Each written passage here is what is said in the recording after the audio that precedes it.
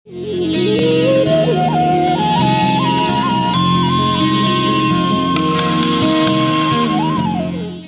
मुझे फक्र है ये कहते हुए, 30 साल में पहले कहता था कि हम एलोपैथी से भी बड़े क्लिनिकल कंट्रोल ट्रायल करेंगे। आज हमने वो सब करके दिखा दिए। इसके लिए हमारे साइंटिस्ट रात दिन पुरुषार्थ करते हैं। एक एक मेडिसिन के बारे में, उसका पूरा मैकेनिज्म, कैसे रोग ठीक होते हैं, ये सब आपको बताते हैं। आज किसके बारे में बताने वाले? डेंगू नील स्वामी जी। हाँ, ये डेंगू बहुत फैलता है वर्षात में ना।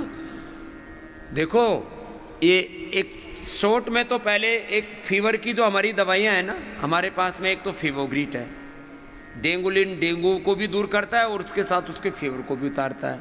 टाइफोग्रिड से टाइफाइड भी दूर होता है और बुखार भी दूर होता है। उसके साथ गिलो घनवटी और दे देते हैं। फिर सुदर्शन घनवटी है, फिर ज्वरनाशक वटी है।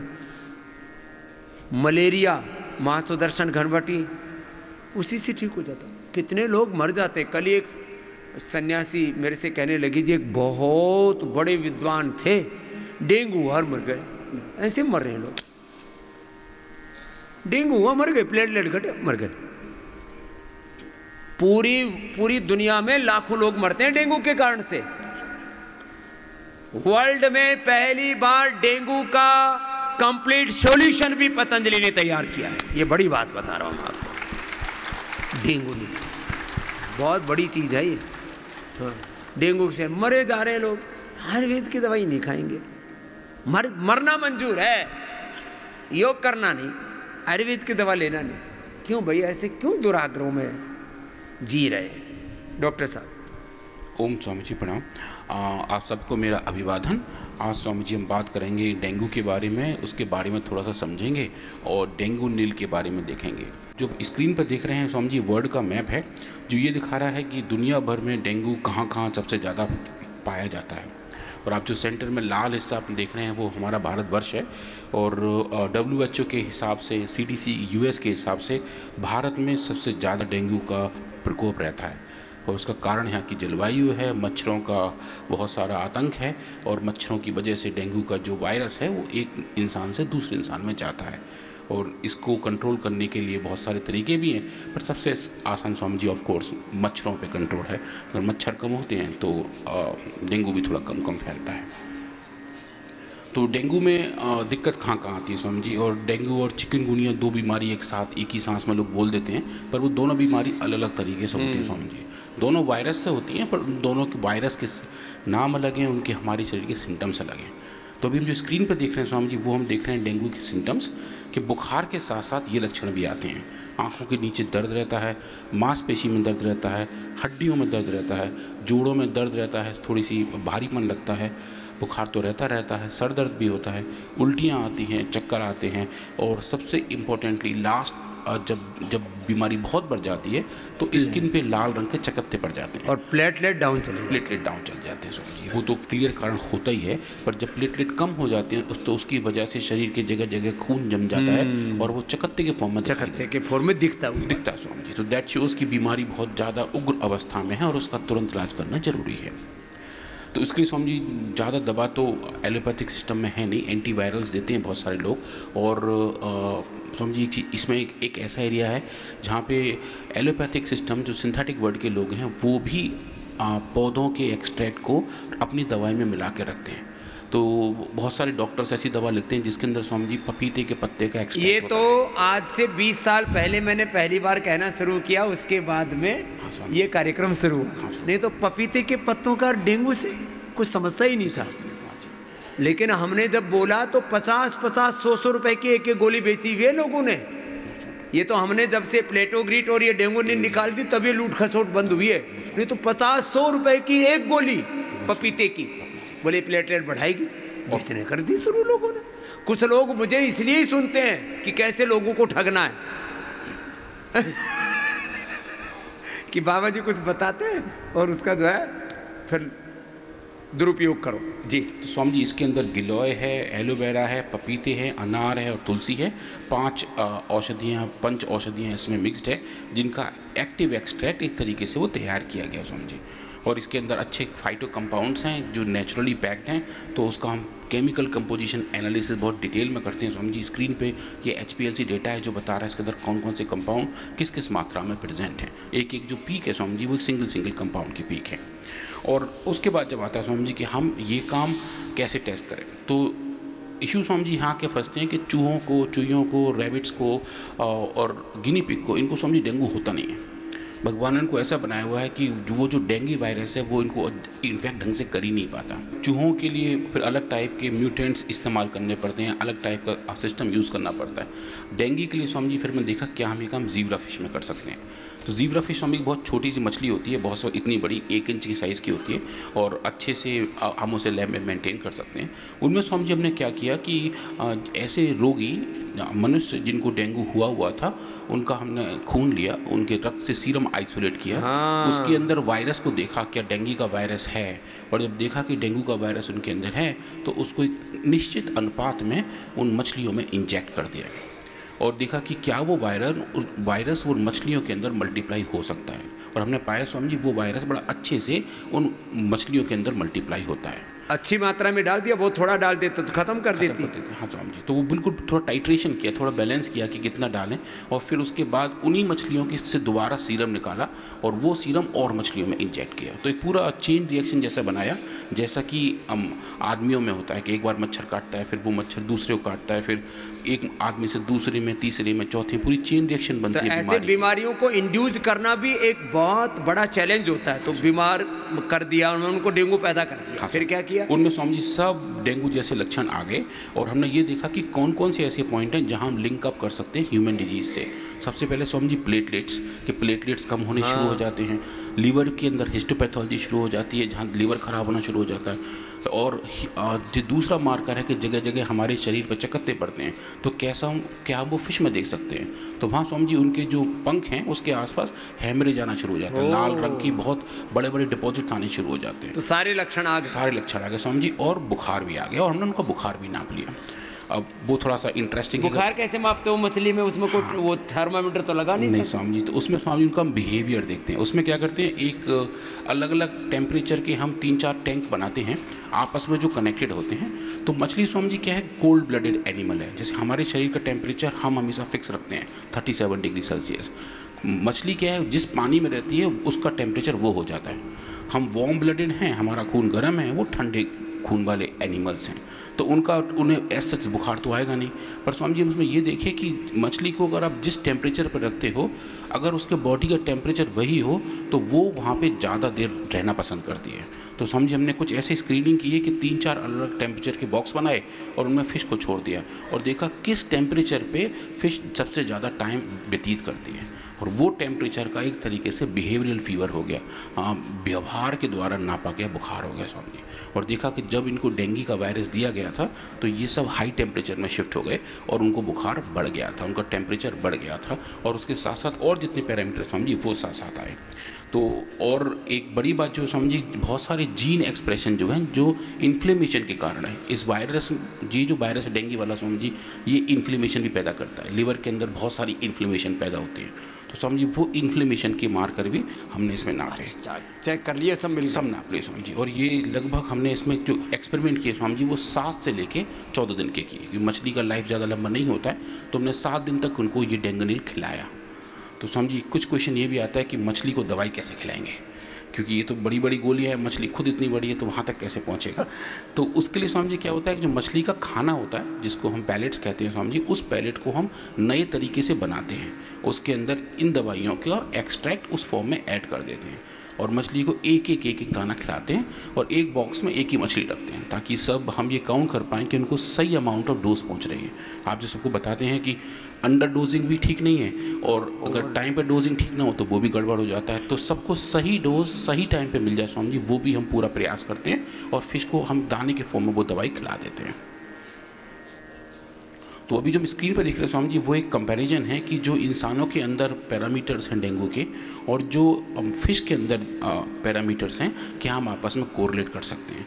तो स्वामी जी हम ये देख पाए कि जो जो पैरामीटर इंसानों में हैं हम उनको दोबारा रिकैप्चुलेट कर पाए फिश मॉडल के अंदर, चाहे वो फिनोटिपिक चेंजेस हों, चाहे वो पैथोलॉजिकल हों, चाहे वो मॉलिक्यूलर मार्कर हों या ब्लड काउंट्स हों, वो तीनों को चारों को स्वामी जी हमने वहाँ पर देखा। अब जो समझो मेन डेटा है वो मैं आपको स्क्रीन पे यहाँ दिखा रहा हूँ। ये स्वामी जी सबसे फर्स्ट फाइंडिंग थी और बहुत ज़ोरदार वाली फाइंडिंग थी। इसमें स्वामी जी हमने ये देखा कि डिजीज एनिमल के अंदर जो फिश के अंदर हमने डेंगू वायरस दिया तो वो वायरस कितना था, हमने प्योर वायरस का अमाउंट नापा, जिसको हम वायरस टाइटर कहते हैं, कि खून के अंदर वायरस के कितने पार्टिकल घूम रहे हैं। और वो स्वामी जी देखा कि जब डेंगू नील को दिया हमने 3 अलग डोजेस पे, ह्यूमन डोज का तिहाई और ह्यूमन डोज का 3 गुना ज़्यादा।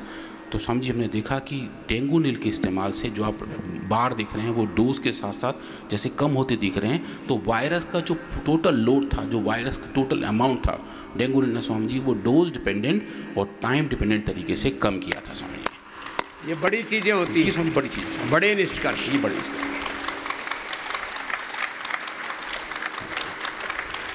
क्योंकि स्वामी जी हम ये देख पाए कि जो वायरस का खुद का मल्टीप्लिकेशन है, क्योंकि वायरस हमारे अच्छी कोशिकाओं का इस्तेमाल करके अपने नए बच्चे पैदा करता है, अपने नए फॉलोअर्स बनाता है, अपने नई प्रोजेनी बनाता है। तो वो जो बनने का तरीका है, जो बनने का प्रोसेस है, अगर वो हम कंट्रोल कर पाएँ तो स्वामी जी हम डेंगू वायरस को आगे बढ़ने से रोक सकते हैं। तो ये स्वामी जी ऐसी फाइंडिंग थी जिन्होंने बताया कि डेंगू नील वायरस का टोटल एक्सप्रेशन कम कर देता है। और उसके बाद स्वामी जी फिर हम देखते हैं लिवर के अंदर क्या चेंज आते हैं। तो ये जो आप देख रहे हैं स्क्रीन पर स्वामी जी, ये दिखा रहा है कि लिवर के अंदर किस टाइप के इन्फ्लेमेशंस हैं। तो जो डॉट्स हैं स्वामी जी, वो एक सेल इसको बोलते हैं हम साइटोलॉजी स्मीयर, तो लिवर को लेके हम एक स्लाइड पे स्ट्रेच कर देते हैं, क्योंकि चूहों के अंदर तो हम बाकायदा आलू की स्लाइस जैसी काट लेते हैं। फिश के केस में हम थोड़े से एक सेल्स को पकड़ के स्प्रेड आउट कर लेते हैं और उन स्लाइड्स को पढ़ते हैं और देखते हैं कि किस टाइप के वहाँ सेल पॉपुलेशंस हैं, क्या क्या वहाँ के कंपोजिशंस हैं।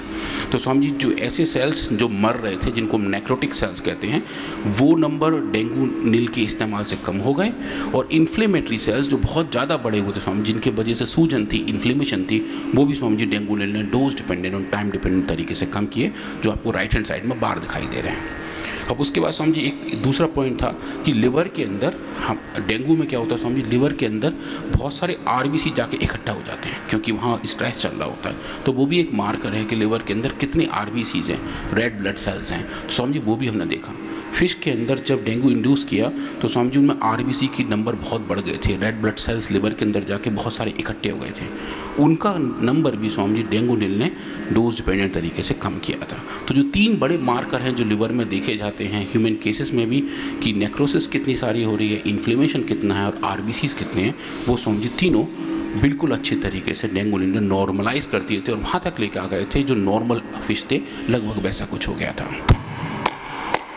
ये पूरे निष्कर्ष जिसको ये पहले कभी ऐसे प्रयोग आयुर्वेद में नहीं किए गए थे, कि चाहे वो फीवर को लेके हों, डेंगू को लेकर के हों, चिकनगुनिया को लेकर के हों, बीपी शुगर को लेकर के हों, लीवर किडनी फेलियर को लेकर के हों, ब्रेन के न्यूरॉन्स के ऊपर हों, लंग के एल्वोलाइज के ऊपर हों, किडनी के नेफ्रॉन्स के ऊपर हों, या अलग अलग प्रकार के जो लीवर के, किडनी के, ब्लड के मार्कर्स हैं, हर तरह से इवेल्युएट करते हैं।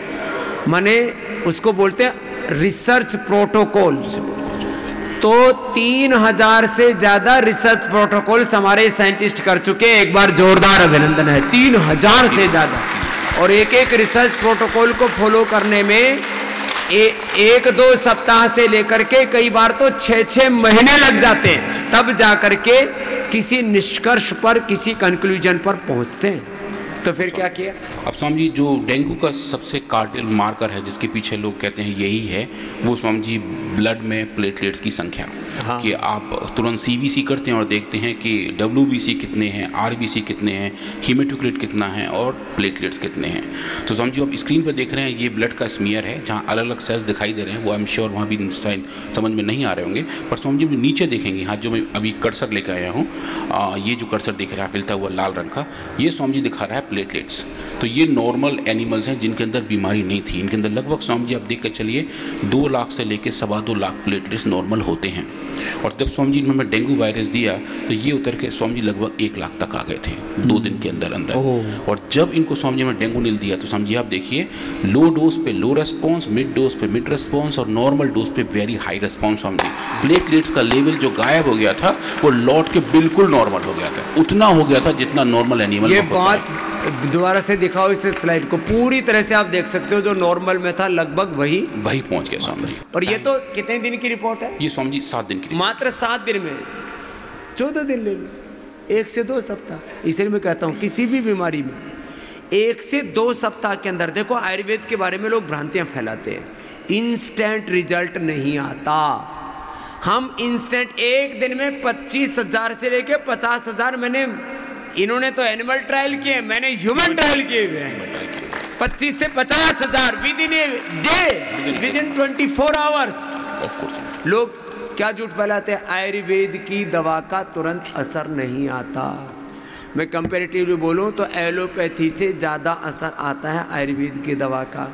एलोपैथी की दवा से आयुर्वेद की दवा सस्ती होती है, उसके बहुत एडवर्स इफेक्ट होते हैं, इसका कोई एडवर्स इफेक्ट नहीं होता और उसका असर तात्कालिक होता है एलोपैथी की दवा का, इसका दीर्घकालिक सस्टेनेबल इसका असर होता है, जो आपके शरीर में जो भी दवाई आप डालेंगे लंबे समय तक आपकी हेल्थ को अच्छा मेंटेन करके रखेंगी। तो मतलब आप उसको, वो एलोपैथी की दवा 99% सिंथेटिक हैं, ये सब नैसर्गिक हैं, कितनी अच्छी चीज़ें हैं, फिर भी हम न जाने क्यों प्रकृति से दूर हुए जा रहे हैं और विकृतियों में फंसे जा रहे हैं लोगों में। जी तो स्वामी जी WBC के साथ साथ स्वामी जी RBC, तो डेंगू में क्या होता है RBC का नंबर हमारे खून में कम हो जाता है। तो स्वामी जी यहाँ जो देखेंगे ये जो राइट हैंड साइड वाला ग्राफ है कि RBC का लेवल भी यहाँ कम हो गया और उसके बाद डेंगू नीला स्वामी जी इसको आगे बढ़ाना है। RBC भी चेक कर, RBC चेक, प्लेटलेट भी चेक कर लिया, WBC भी चेक कर लिया। स्वामी जी जो बढ़ जाते हैं डेंगू में प्लेटलेट का लेवल कम होता है, WBC का लेवल थोड़ा बढ़ जाता है। तो स्वामी जो थोड़ा लेवल बढ़ जाता है स्वामी जी, जो इन्फ्लेमेशन का मेन कारण है, WBC कब बढ़ते हैं जब शरीर में कहीं ना कहीं इन्फ्लेमेशन हो। आप जिसको TLC कहते हैं कि TLC बढ़ गई, टोटल ल्यूकोसाइट काउंट, जो टोटल WBC है वो बढ़ गए हैं, वो स्वामी जी वो भी इन्फ्लेमेशन को दिखाते हैं और उनको भी स्वामी जी डेंगू नील डोज डिपेंडेंट तरीके से नॉर्मलाइज करता है, वापस वहीं लेके आता है जहाँ हमको होना चाहिए। और एक जो अलग पैरामीटर स्वामी जी जिसको हम RBC से लिंक करते हैं कि हीमोक्रिट कितना है, कितना सारा उसमें आयरन कैरिंग कैपेबिलिटी है, तो स्वामी जी वो डेंगू के दौरान कम हो जाता है और वो भी स्वामी जी नॉर्मलाइज डेंगू नील ने अच्छे से किया होता है। तो सारे पैरामीटर नॉर्मल करते हैं वही स्वामी। और ये स्वामी जी बड़ी वाली फाइंडिंग थी, क्योंकि हम क्या कर रहे हैं, हम एक ये लाइव एनिमल में देख रहे हैं जो डेंगू के इंसल्ट को, डेंगू का जो उत्प्रेरण है जिसकी वजह से सब ये फंक्शन ला रहे होते हैं, उनको स्वामी जी वो नॉर्मलाइज करता है। और उसके बाद स्वामी जी ये देखिए, ये एक हैमरेज वाली बात है जो हम बात कर रहे थे, हमारे शरीर पे चकत्ते पड़ जाते हैं तो फिश के अंदर स्वामी जी बहुत सारे जो उनके फिन्स हैं, जहाँ उनके पंख जुड़े होते हैं, उसके आसपास के हिस्से में सबसे ज़्यादा ब्लड वेस्कुलर सप्लाई होती है, खून ज़्यादा वहाँ पहुँच रहा होता है, तो स्वामी जी वहाँ भी हैमरेज बनना शुरू हो जाता है। तो ये देखें स्वामी जी, ये सब नॉर्मल एनिमल है जो लेफ्ट हैंड साइड में, इनके फिन बिल्कुल साफ़ सुथरे और क्लीन है। जब हम डिजीज़ पैदा करते हैं तो स्वामी जी इनके देखिए यहाँ एक क्लॉटिंग आनी शुरू हो जाती है, जहाँ मैं कर्सर अभी घुमा रहा हूँ, ये गोल गोल आप देखेंगे यहाँ पे क्लॉटिंग जमा हुई है, यहाँ पे एक बड़ा सा क्लॉट बना हुआ है जो साफ साफ दिखा रहा है कि वहाँ पे हैमरेज होना शुरू हो गया है।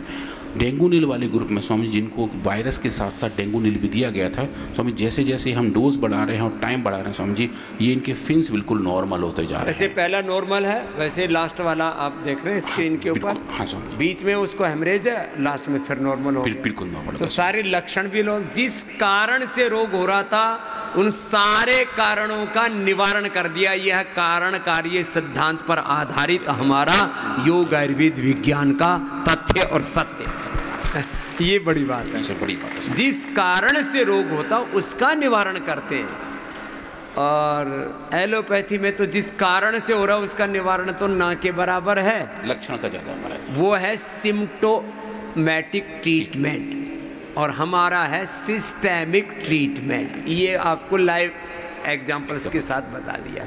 एक लाक्षणिक उपचार है, एक जड़ से जिस कारण से रोग हो रहा है उसका निवारण करके रोग को ठीक करना।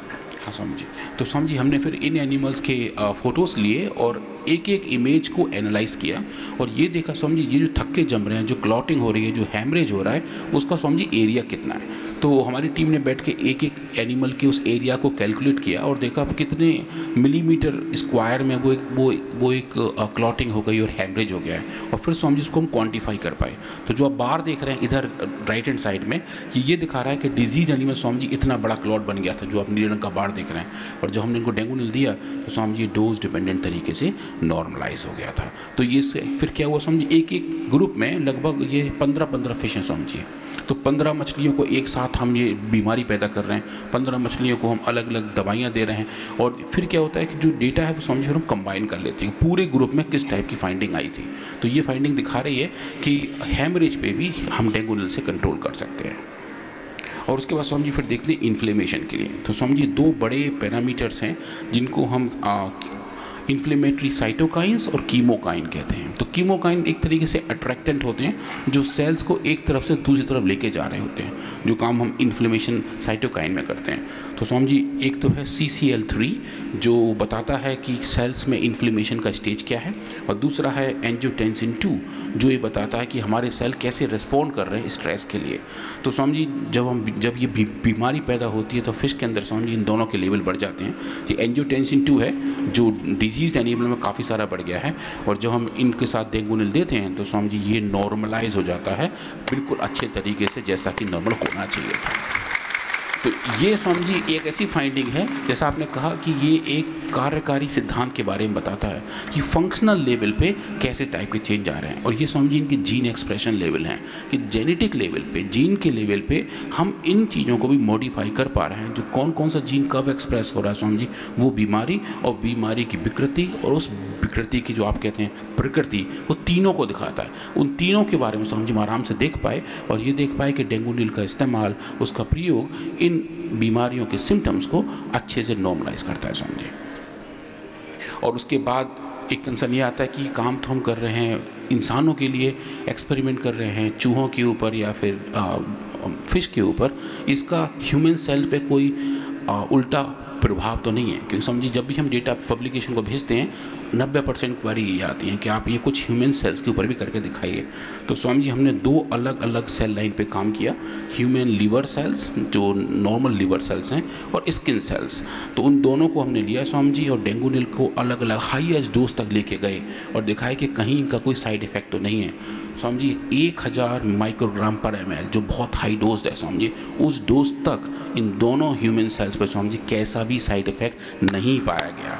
इनकी सेफ्टी स्वामी जी बहुत अच्छे से दिखा पाया कि ये बिल्कुल सेफ़ हैं, निरापद हैं और जो सिर्फ वही करती हैं जिस काम के लिए ये औषधियाँ जिनका निर्माण किया जाता है। तो इनका रिएक्टिव ऑक्सीजन स्पीशीज़ जो ऑक्सीडेटिव स्ट्रेस के बारे में बताता है वो, और ऑक्सीडेटिव स्ट्रेस के अलग पैरामीटर, वो सब समझ कोई भी मॉडिफाई नहीं हुआ जब वो सेल्स नॉर्मल थे, जबकि हमने कोई बीमारी पैदा नहीं की थी। तो स्वस्थ सेल स्वस्थ बने रहे, पर जहाँ बीमारी कंडीशन थी वहाँ स्वामी जी डेंगू नील ने बहुत अच्छे से ट्रीटमेंट बेनिफिट दिया, उपचारिक फ़ायदा हमें दिखाया कि इससे काफ़ी सारा फ़ायदा हो सकता है।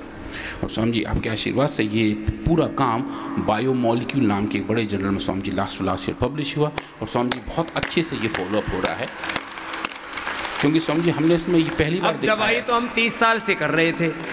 जब मैंने, मुझे याद है 20 साल पहले दिल्ली में प्रेस कॉन्फ्रेंस की थी, तो मीडिया तो हम जो बोलते हैं उसको कवर करता है, लेकिन डॉक्टरों ने मेरी बहुत मजाक उड़ाई थी, ये दाढ़ी वाला बाबा क्या आता है इसको, मूर्ख कहीं का। मुझे क्या क्या गालियां नहीं दी हैं सबने, लेकिन अब वो गाली देने वालों के जर्नल्स में ही पतंजलि के रिसर्च प्रकाशित होते हैं। और स्वामी जी वो अब इसको फॉलो भी करते हैं। स्वामी वो गाली नहीं देते थे, लेकिन ये जिनको जर्नल्स को पढ़ते हैं, ये जो हमारे हिंदुस्तान के जो मूर्ख बावड़े जो भी हैं, वो जिन जर्नल्स को पढ़ते हैं उनमें जब रिसर्च पेपर छड़ रहा, बाबा कहे तो ठीक ही रहा था। अब स्वामी जी उससे आगे की बात पहुंच गई है। अब लोग कह रहे हैं कि वो जो रिसर्च कर रहे हैं वो इन रिसर्च से इंस्पायर होकर कर रहे हैं। काफ़ी जगह स्वामी जी हमारे इन पेपर का साइटेशन होता है, वो इन अपने पेपर्स में इन पेपर्स को भी साइट करते हैं और इसको आधार बना के अपने विज्ञान को आगे लेके जाते हैं। तो वो अब रेफरेंस के तौर पर यूज करते हैं पतंजलि के रिसर्च को। तो हमारे पूज्य आचार्य श्री बालकृष्ण जी को, डॉक्टर अनुराग जी और इनकी पूरी टीम को एक बार बहुत बहुत अभिनंदन।